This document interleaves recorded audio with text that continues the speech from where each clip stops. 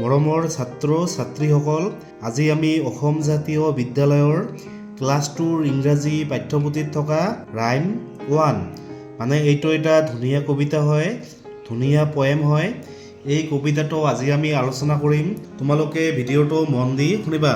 প্ৰথমে তোমালোকে ভিডিঅ'টো চাই লোৱা, তাৰপিছত মই এখন অসমীয়াত ধুনীয়াকৈ বুজাই দিম।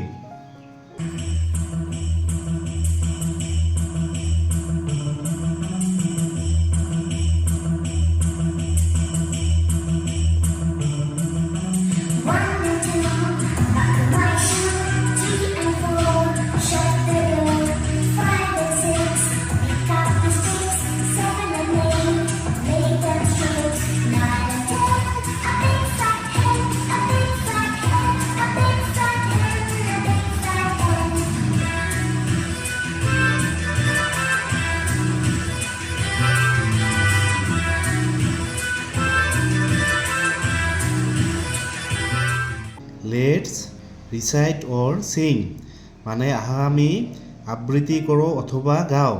এতিয়া আমি এইখন পঢ়িম। 1 2 বাকেল মাই শ্বু। এইখন হৈছে কি কবিতাৰ নাম। 1 2 বাকেল মাই শ্বু। 1 2 বাকেল মাই শ্বু। 1 2 মানে 1 2 বাকেল মাই শ্বু। শ্বু মানে হৈছে কি মানে জোতা, মানে মোৰ জোতাত মানে বেল মাৰি দিয়া। 3 4 শাট দা ডোৰ।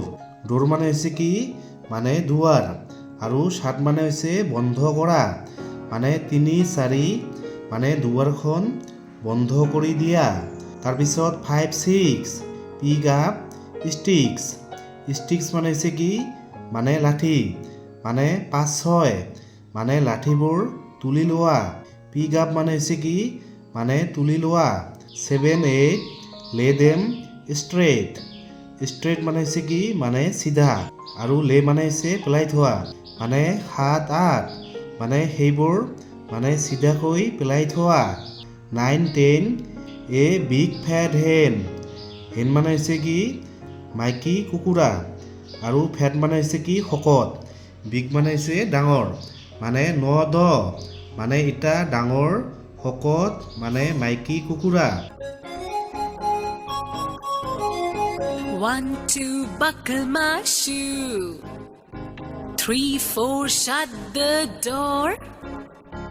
5 6 pick up sticks.